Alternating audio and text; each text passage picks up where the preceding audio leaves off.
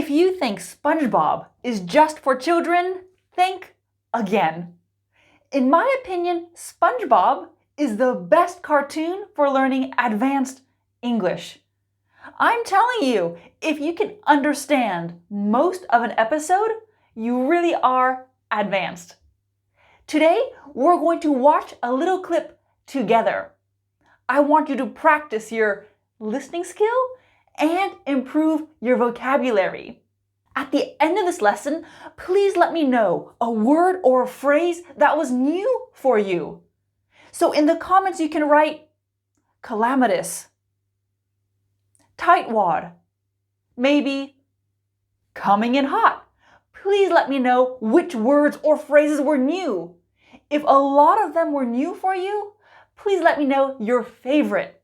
I really do love hearing from you.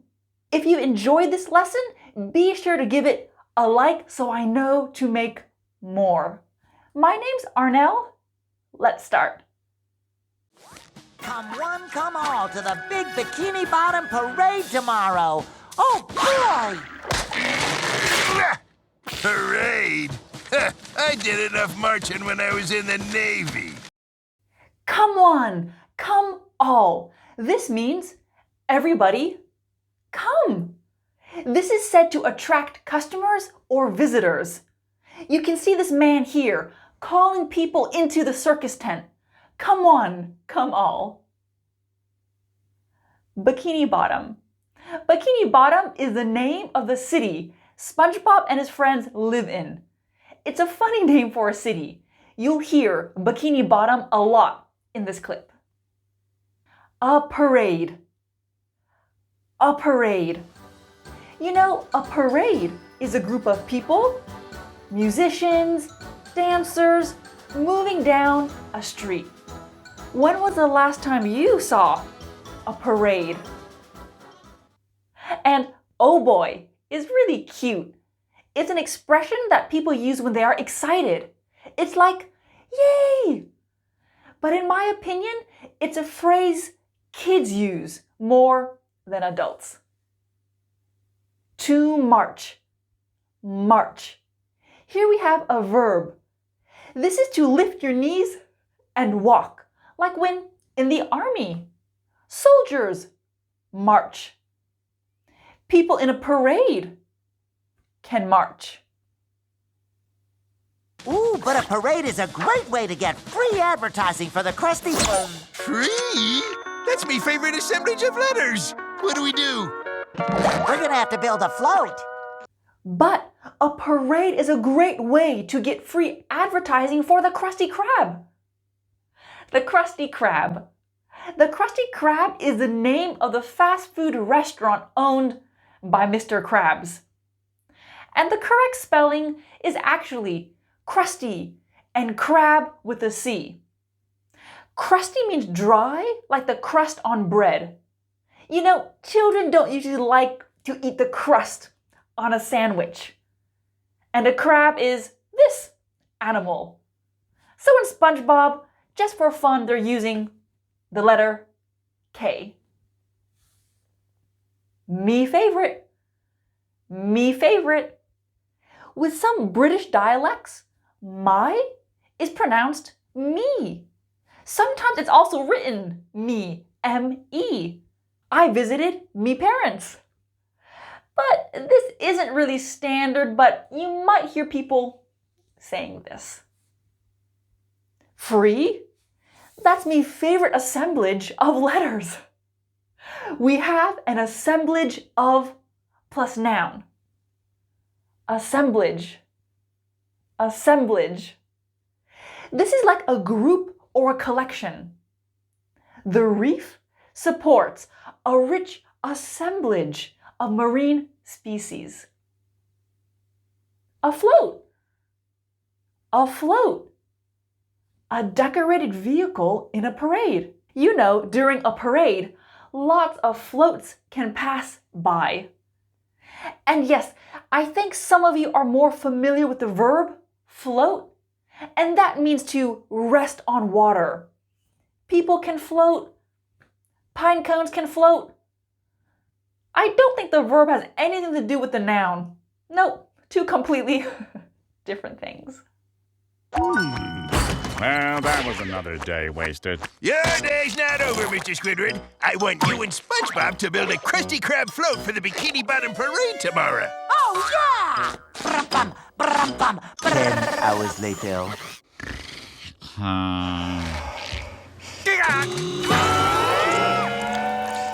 What are you doing? I finished it. I give you the Krusty Krab parade float. Ta-da! I made a little moron theme. It's moron themed, all right. I finished it. I give you the Krusty Krab parade float. I give you. I give you. This is said before revealing something special and big. I give you Da Vinci's lost painting. Ta-da! Ta-da! We use this to show something impressive. Ta-da! Look, I did this. I made it a little more on theme. Theme. Theme. A theme is a specific topic or style. My son wants a superhero theme for his birthday party. It was a 1920s themed event. Here we can see the adjective.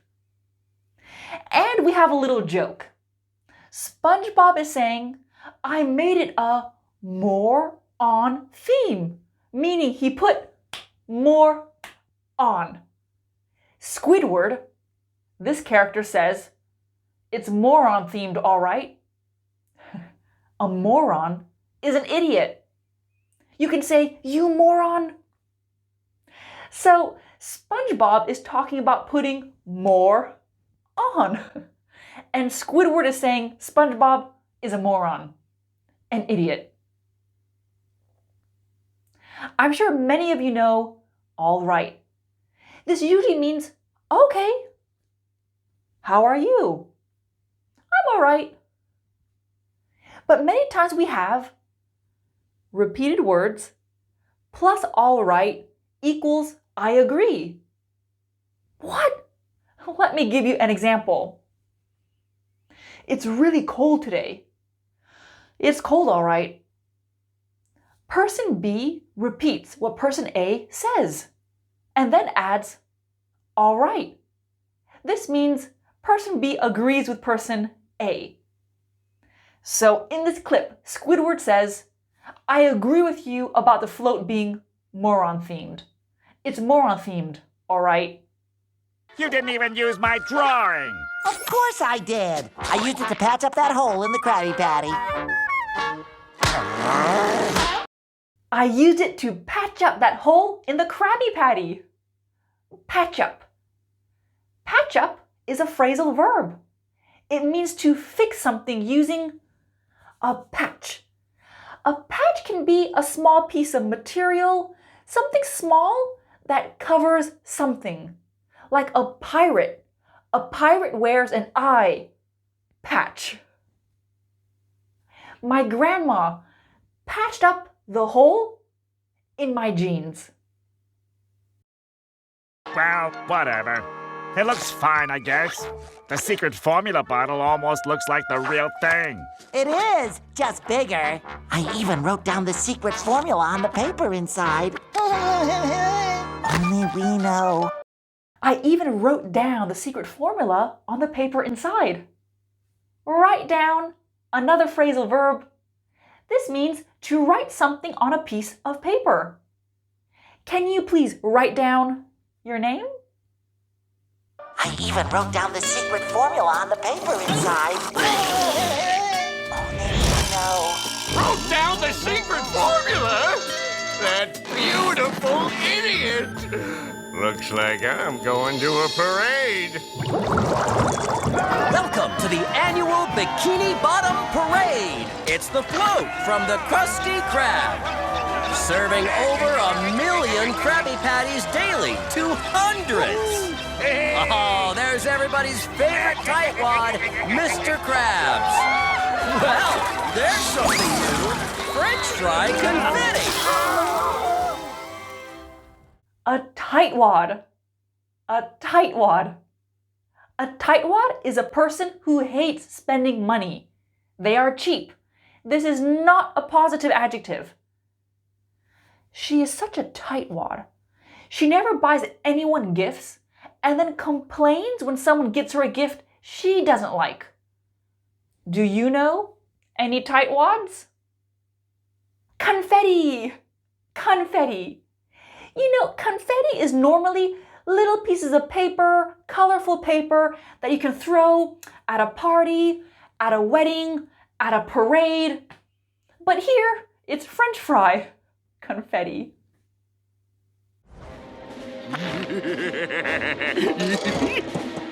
Time to meet your doom, crabs!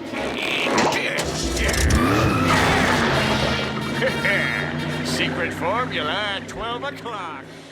Time to meet your doom, crabs. Doom. Doom.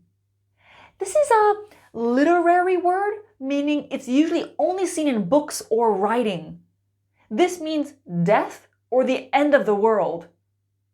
The explorers knew they were marching toward doom, their death.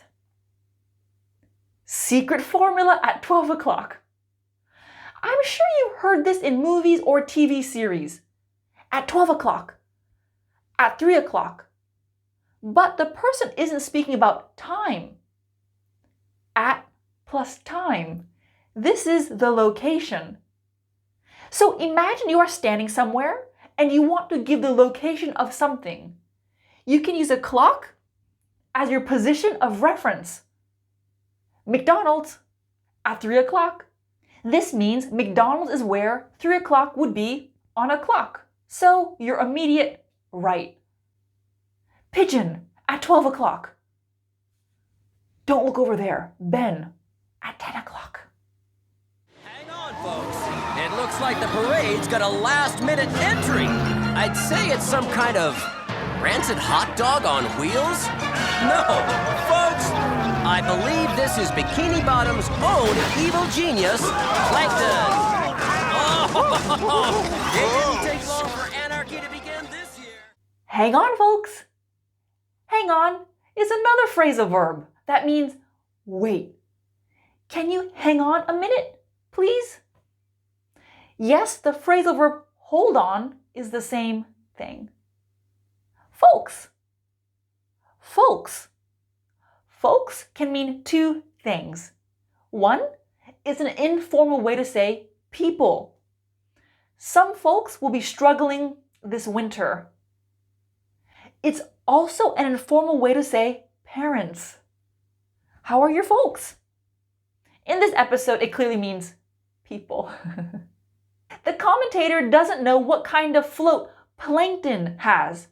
And sorry, this character is Plankton. I'd say it's some kind of rancid hot dog on wheels? Rancid. Rancid is an adjective that means not fresh, sour, old. Usually this adjective describes dairy products, and dairy products are milk products. Kira wrinkled her nose at the rancid smell of the spoiled milk. And when you wrinkle your nose, you do this with your nose. Ugh. Ugh. That's wrinkling your nose. You know, I used AI to make a picture of a rancid hot dog on wheels. And this is what it gave me. Not so good, right? Anarchy. Anarchy. Chaos because there's no government control. After the government collapsed, the country descended. The country descended into anarchy. People fighting, buildings being destroyed. Anarchy. The Krusty Krab float is coming in hot. The Krusty Krab float is coming in hot. Coming in hot. Arriving with great speed and energy. So here it's being used about a float. And many times it's used to describe something on wheels or transportation, or like in a race. Car number 5 is coming in hot. But it doesn't have to be. The Black Friday sale is coming in hot with discounts on all products.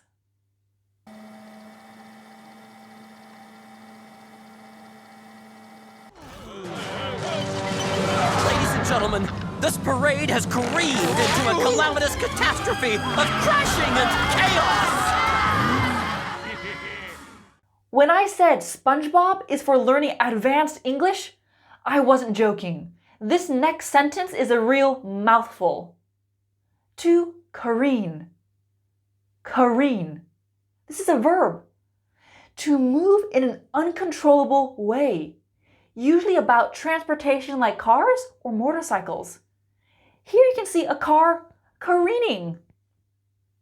My shopping cart careened down the hill and crashed into a tree. Calamitous. Calamitous. Causing incredible damage. Calamitous floods swept through the region, destroying homes and displacing hundreds of families. And a catastrophe. Catastrophe. A catastrophe is a disaster.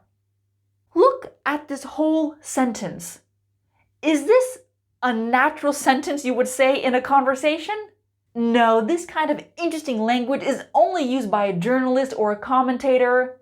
You might hear it in the news.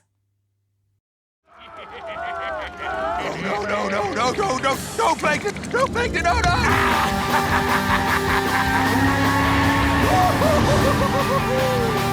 Abandoned floats! Wait for me!